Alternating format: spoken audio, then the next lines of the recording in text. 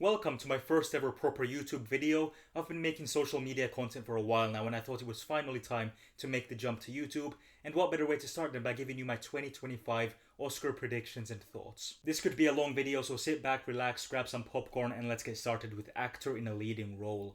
We've got Adrien Brody, Timothée Chalamet, Colman Domingo, Ray Fiennes and Sebastian Stan.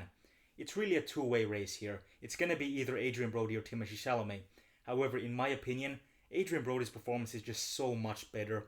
Timothée Chalamet, he felt like he was doing more of an impression of Bob Dylan rather than actually exploring his character, and that's not Timothée Chalamet's fault. I just don't think A Complete Unknown is a very good film. We'll talk about that more later. Adrien Brody, however, excellent in The Brutalist. Just such a vulnerable, emotional performance. I just watched The Brutalist last night and it was excellent. Adrien Brody absolutely deserves to win in my opinion, and I think he is going to win. Colman Domingo, it's great to see him in here. I've been a fan of his for a long time. However, I don't see him winning. Ray Fiennes, don't see him winning. Sebastian Stan, I don't see him winning, but I wouldn't be opposed to it. I think his performance as Donald Trump, just fantastic. One of the best performances of the year. And by the way, where is Daniel Craig? I think his performance in Queer is one of the most vulnerable that I've ever seen from an actor like him. I absolutely believe he should have been nominated for Best Actor. Moving on to actor in a supporting role. Yura Borisov, Kieran Culkin, Edward Norton, Guy Pearce, Jeremy Strong. Now, let's be real here. We all know who's winning this. It's gonna be Kieran Culkin. But how do I feel about that? Honestly, does his performance even qualify as a supporting actor performance? Because I feel like he has just as much screen time as Jesse Eisenberg. So in my opinion, it's a bit weird that he's even nominated in this category. However, his performance was fine.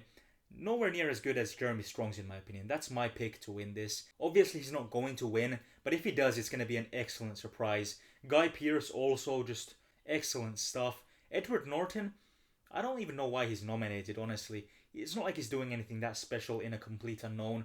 I know it seems like I'm hating on A Complete Unknown a lot, and I'm going to continue to do so. I'm sorry for all the A Complete Unknown fans out there. Yura Borisov in Anora, he really ties everything together in my opinion. He gives such a human performance in the middle of all these extravagant animated performances, and he's honestly the heart and soul of the entire film in my opinion. So if he wins, I would be totally fine with that. However, it's going to go to Kieran Culkin. Actress in a leading role. Cynthia Erivo, Carla Sofia Garçon, Mikey Madison, Demi Moore, and Fernanda Torres. It's a two-way race. Mikey Madison, Demi Moore. You can pick whichever one you want. They're both incredible. I won't be mad at either one of them winning.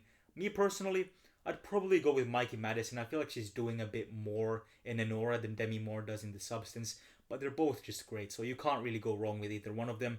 Carla Sofia Garçon, there's no way she's winning after those tweets that came out. Cynthia Erivo, as you're going to find out in this video, I'm not the biggest fan of Wicked. However, her performance is good, just not Best Actress worthy in my opinion. And I actually haven't seen I'm Still Here. That's the only Best Picture nominee that I haven't seen, so I can't speak on Fernanda's performance. Let's move on to actress in a supporting role. Monica Barbero, Ariana Grande, Felicity Jones, Isabella Rossellini and Zoe Saldana. Unfortunately for all the Emilia Pérez haters, Zoe Saldana is going to win this award. I'm not too happy about it either, but her performance in Emilia Pérez is the best aspect of that film in my opinion, so it's fine I guess. However, I would like to see Felicity Jones walk away with this award. Her performance in The Brutalist is gorgeous. The rest of these performances are fine as well, but it's going to be Zoe Saldana. I hope it's Felicity Jones though. Next up, we've got a fun one, animated feature film. Flow, Inside Out 2, Memoir of a Snail, Wallace and Gromit, The Wild Robot.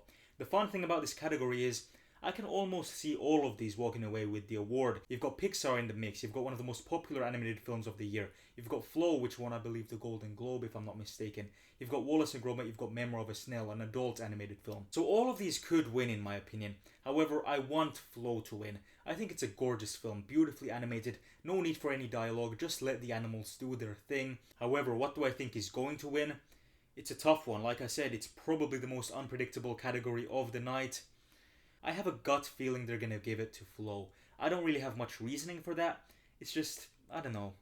It feels right. Cinematography. The Brutalist, Dune Part 2, Emilia Pérez, Maria, and Nosferatu. Another pretty unpredictable category. I could see them giving it to Dune Part 2. I could see them giving it to The Brutalist. Emilia Pérez, of course, always in the conversation. Maria, this is the only Academy Award that Maria was nominated for. I don't see them giving it to Maria, honestly, even though it is a beautiful looking film. And Nosferatu. I don't know, this one's also quite unpredictable. However, I just saw The Brutalist. It's beautifully shot, and of course, it's a major player in a lot of these categories.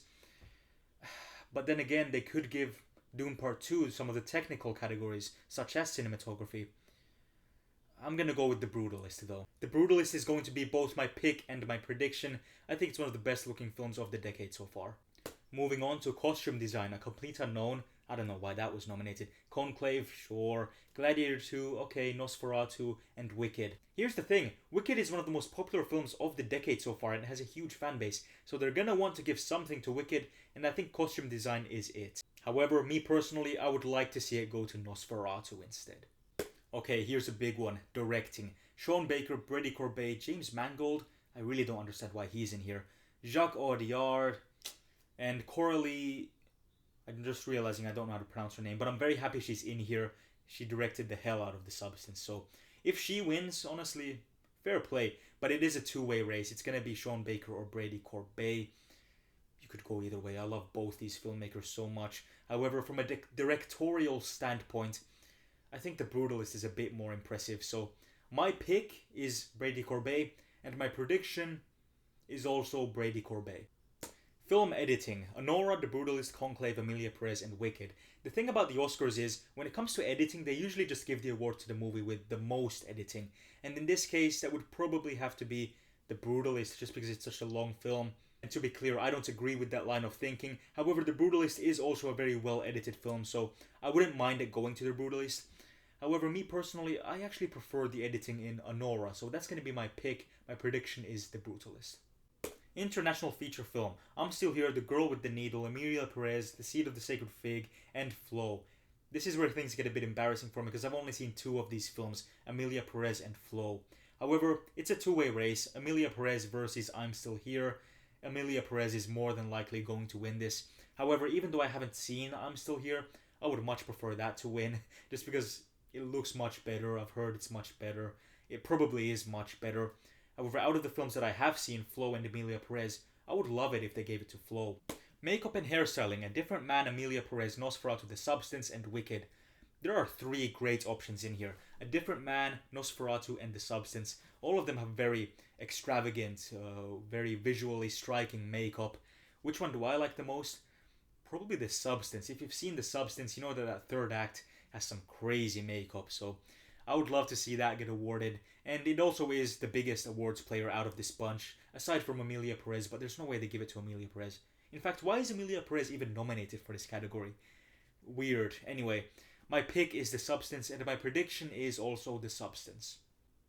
Music, original score. The Brutalist, Conclave, Emilia Pérez, Wicked, and The Wild Robot.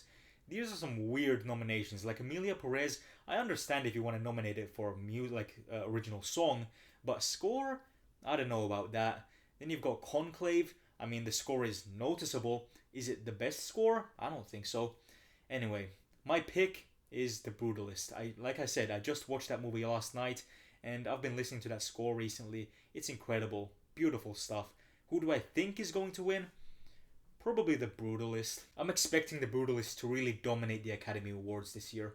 Music, original song. El Mal, The Journey, Like a Bird, Mi Camino, and Never Too Late. I don't really have a horse in this race. I don't really care for the outcome. I guess I'll go with Like a Bird from Sing Sing, just because I'd like to see Sing Sing get some awards recognition this year. What do I think is going to win? Probably El Mal, Emilia Pérez. I don't really have much reasoning for that, but I've heard people talking about it a lot, so I guess that's the favorite, maybe. I don't know. This isn't really an interesting category to me, personally. Production design. The Brutalist, Conclave, Dune Part 2, Nosferatu, and Wicked. I was talking about how Wicked has a huge fan base and that they would like to give Wicked something, and I could see it being production design. However, you've got to go with The Brutalist. I mean, the entire film is about architecture. How could you not go with The Brutalist? And it has some beautiful architecture at that. So my pick is The Brutalist. My prediction is The Brutalist. Dune Part 2 could be a pretty fun one too, but I don't see it happening. It's gonna be The Brutalist or maybe Wicked. Sound. A complete unknown. Dune Part 2, Emilia Pérez, Wicked, and The Wild Robot. It really feels like they picked these films at random. A complete unknown? Why? What was special about the sound design? I feel like they picked it just because the movie has music in it, so the movie has to do with sound, so might as well pick it for best sound. Same with Emilia Pérez and Wicked. There's nothing special about those films when it comes to sound design. You know what should be nominated? The Substance. That film has some excellent sound. So, but anyway, out of these options, the best one is probably Dune Part 2, I guess.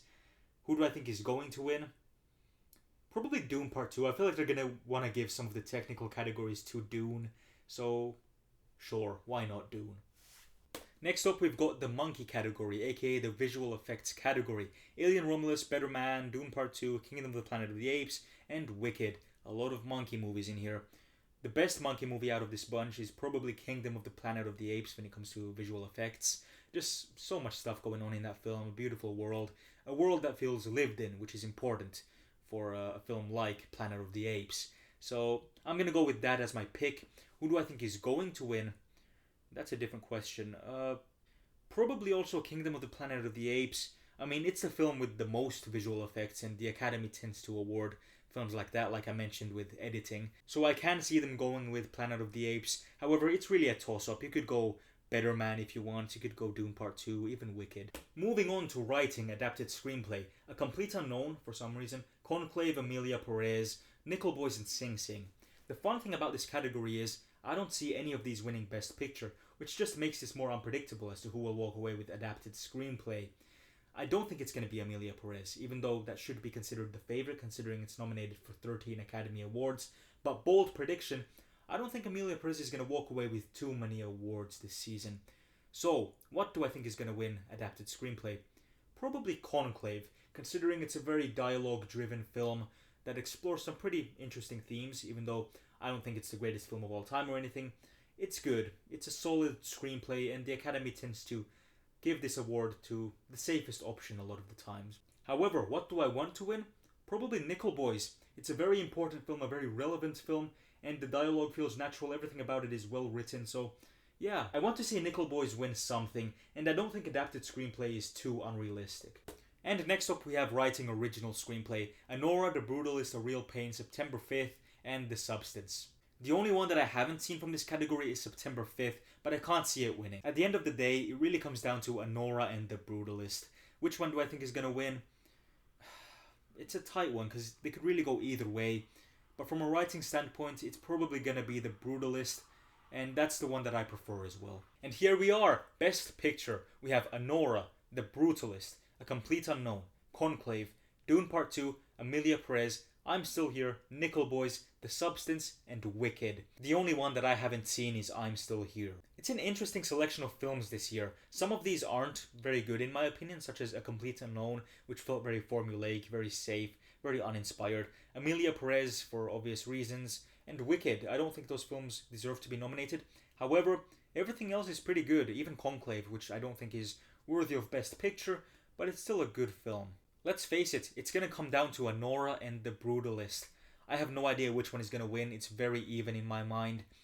Which one do I prefer? Probably The Brutalist. I love Anora, don't get me wrong. I absolutely love Anora. But The Brutalist, it's just a generational, monumental, massive film.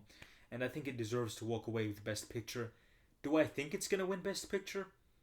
It definitely could. But they could also give it to Anora. And either way, I'm going to be happy because I love both these films, and I'm a huge fan of Sean Baker, so it would be great to see him get Best Picture. I don't know, it's unpredictable, it's really unpredictable. My pick is The Brutalist, my prediction is Anora. I think they're going to go with Anora. But I wouldn't be surprised either way. And there you have it, my first ever YouTube video and my thoughts and predictions on the 2025 Oscars. It was fun doing this video, even though it was probably a complete mess. You're going to have to forgive me, this is my first time doing this, so I'm new to it. I'm going to get better with time. But this was fun, and I hope to make more videos in the near future. See you next time, I guess.